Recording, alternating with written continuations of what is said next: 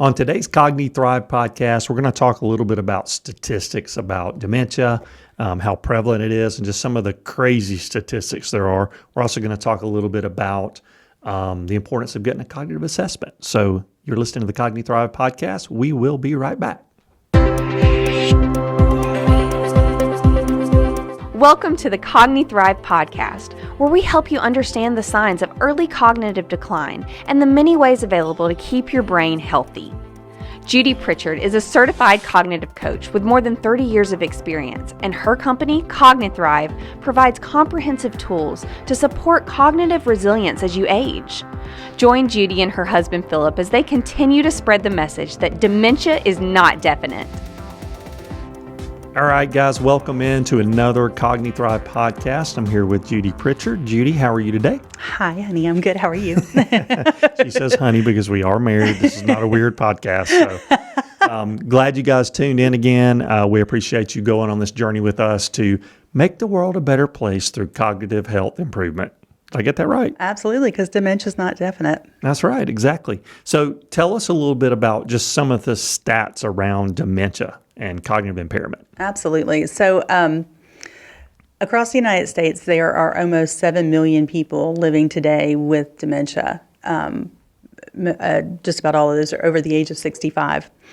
That's not scary enough, but even more terrifying is the number of people that are not diagnosed, are inaccurately diagnosed, or are being diagnosed under the age of 65. Those people are known as having young onset dementia. And we live here in Alabama, and Alabama is actually number one in the nation for people being diagnosed under the age of 65 with young onset dementia. The one thing we don't want to be number one in. Yeah, absolutely. Yeah, give us the football titles, we'll take that. But That's no, right. we don't want to be number one in this. So considering that, and considering how our population is aging drastically, and the stats from the Alzheimer's Association that if you're in your 30s and 40s, 1 out of 9 of you are going to be diagnosed with dementia. And as you get older, those numbers get even worse. So if you're over 65, 1 out of every 2 are going to be diagnosed with dementia. Women are more likely to be diagnosed than men. Hispanics and African Americans more likely than not.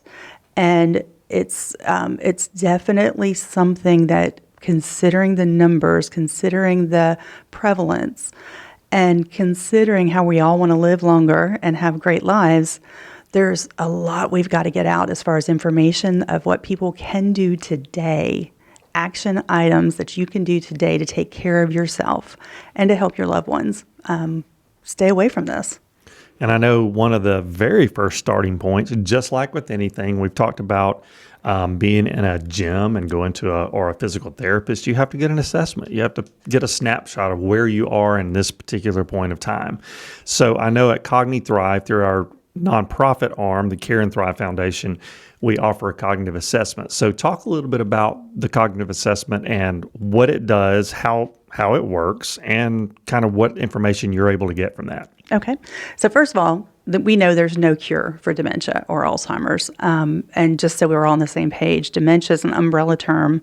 It has, I think the last number estimated is over 200 different conditions that fall under the umbrella of dementia. Alzheimer's is number one of the most popular. About 85% of the people have Alzheimer's. But there are lots of other conditions that cause cognitive decline to the point where it's impacting people's ability to live their lives. Research now has told us, plain as day, that the brain typically starts changing 20 to 30 years before a diagnosis is ever hit. So, but what do we know about our brains? What do we know those 20 or 30 years beforehand? How do we know if our brain's working or not? We don't. We don't have any way of checking it. We can't check it like we do our blood pressure. We can't check it like we do our cholesterol. There's no way to check it that's readily available. That's why we offer the online assessment, to give people insights into how is your brain functioning today. It's compared against people their own age. So it's normed, it's studied, it's proven to be effective, and it's available. So we've got to start doing a checkup just on your brain, just like you do your body. So I've decided I've lost my car keys for the 1,000th time this week. I might need some help. How do I go about getting a cognitive assessment from you guys? It's easy. You just contact us. So you either go to our website or you give us a call or you stop me in the grocery store, whatever you need. We do need some information from you because you get your own personal registration link. So what I need from you is your name, your phone number, your email address, and your date of birth. Don't need the exact date. I just need the month and the year. And then I need to know what sex you are, male or female, because of the way it's normed against people your own age and your own sex. Right. So this is not one of those things where we're going to get the option to not tell you that. No, because you might be, because as we know, brains can be different according to if you're male or female. So however you identify, that's fine. Just know that's what you're going to be normed against. Gotcha. Yeah. All right. So I've done that. I've given you my information. What's the next step? So I will get your registration set up, and then you will get an email link. And that link will take you right into the assessment, and the link will remind you. So if you don't do it within a week, you'll get a couple of reminders. Yeah. And it'll take you right into your assessment. It takes about 45 minutes, and it's literally set up like an online gaming system, but it's 12 different segments, looks at 12 different areas of your brain. And once you're done, I get the results. I give you a call. If we can't connect together because I can't reach you or you're not available, I can email your results, so you will have your own results, and you can share them with your medical group, you can share them with your family, or you can just keep them to yourself. But you will have your actual test results in your hand. Yeah, and you can go, when you go to our website, careandthrive.com, we'll also put a link on Cogni-Thrive.com, so this all doesn't get too confusing for you. But there is like a little demo test. Don't get that confused with the actual assessment. A lot of people take the demo and they're like, it's not giving me an answer. Oh my gosh, I've lost my mind. What's up? That is just a practice test. But this is a fun computerized game. I've done it, of course. I don't get out of any of this stuff. And it's a little stressful because you do start realizing, hey, maybe my brain does not work as fast as I think it should. But even though I thought I was terrible in some areas, I actually ended up pretty normal for my age. So don't be afraid of it. And most of all, don't be afraid to just do it and get the results. It's just like any other test you have to do it to get the results, and you can't be afraid of what might be there. Yeah, I mean, I even got nervous taking it. Yeah. You know? Yeah. And I think that's because this is not something we experience. We don't have a regular piece of our brain getting checked like we do our blood pressure or having blood work done. And so it's just that. And it is hard. But it's meant to be hard, to challenge you. But don't automatically assume that means you've done that poorly. Honestly, we're inching up to almost 300 that we've given away in over a year, that we've done over and over a year. And the number of times that I've said, okay, we need to get you onto somebody else, a specialist, have been very few. But the nice thing about it is it gives you your baselines. So then if you have surgery coming up, or if you have an illness that you just feel like you have brain fog, where you're just not sharp, you can call me back and you can take it again. That's not a problem, because the test results are really cool in that every time you take it, it will trend your results. So it will be very obvious if you're starting to have declines. And then that's where we can get you help. That's where we can help you develop a plan specific to those areas. Yeah, so it's not just important to take this one time. It's important to take it annually. Yeah. Or if you, like you said, if you're having surgery, or maybe you've started on a different medication, because even medications can affect your cognitive ability. Yep. It's always good to just have that norm. So let's say I've taken it and you get the results and you see a particular area that I might need some work in. What would be your next step? So first of all, it's completely confidential. So like I said, you can share it or you cannot share it as far as the results. I don't publish them anywhere. They're not open for people to get. Like, you have your own personal access. So when we talk, one of the conversations I'll have with you are you having any concerns? Are you struggling at work? Are you struggling remembering appointments? Are you worried about anything that just doesn't feel quite right? Based on that information, I may ask you to come in to me, or we can do a Zoom call. It doesn't have to be in person, where we do a few little more assessments that we look further at areas that are related to the concerns that you have specifically. And then we'll develop a plan. That plan is going to be a holistic plan. So we really try and help you with an overall holistic approach to brain health. What's your sleep patterns like? What are your exercise? How much are you doing that is energizing your brain? Or are you coming home from work and completely spent, and so you're vegging out on Netflix? What are you doing to help that? As well as, how are your relationships? And what are you doing on your downtime to relax and relieve stress? All of these things factor into how well your brain works.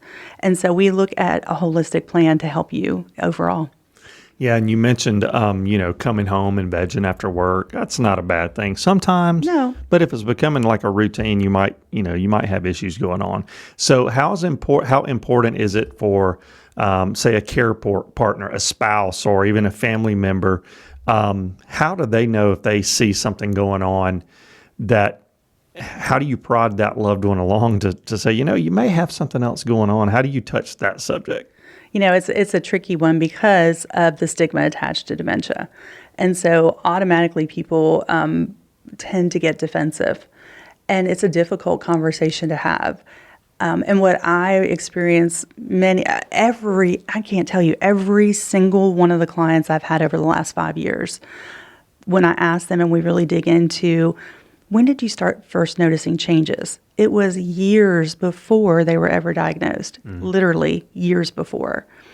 But what typically happens is we want people to feel better about themselves. So we rationalize it. Oh, they've just been stressed lately, or oh, they've been tired.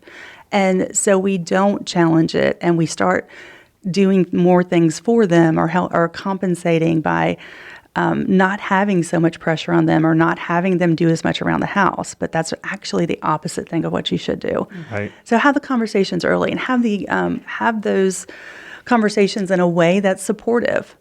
What I often tell people to do now, like when they talk to me about the cognitive profile, I said, do it as a date night. Yeah. Set it up. You both get your laptops. You both do it. There you go. It's fun. There's no pressure. And yet you're taking a huge step forward that a majority of the people in the world today don't do. But you're taking a huge step forward to help your brain. And maybe don't drink wine or beer before you do the cognitive assessment, because that might affect it. Might make it more fun, but you might not get an accurate result. Or it might be better. I don't know. That's right.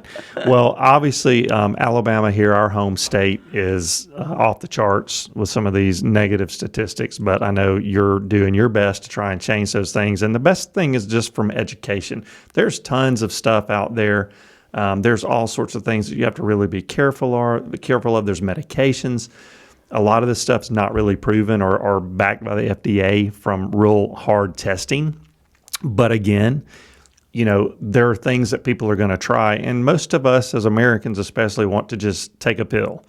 And let's hope it goes away. And unfortunately, just like losing weight or anything else with the health, you can take a pill, but if you don't do the other stuff as well, it's not going to be as effective, and it may not be effective at all. So we are excited to be continuing this journey with Cogni-Thrive and trying to get the word out. Judi's available for speaking engagements. She consults with assisted livings, with groups, anybody who wants to learn more about cognitive impairments and how you can make it better. Absolutely. There's so much more we can do, and we can do it together. And really, honestly, there's no telling how we can change the course of the future around the numbers with people with dementia. And hopefully, if more people get active in caring for their brain earlier, we can hopefully decline these numbers tremendously. Absolutely. All right, guys, we appreciate you tuning in. Visit our website, Cogni-Thrive.com. That's Cogni-Thrive.com. And subscribe to this podcast. And if you've got questions, please email us, and we would be happy to talk to you about them. Thanks so much. And Judi, have a great day. Thanks. You too. See you later. Thank you for listening. And remember, we are not physicians, and you should always consult your doctor about what treatment is best for you. Please visit www.cogni-thrive.com to learn more about our services or to book Judi to speak at your next event.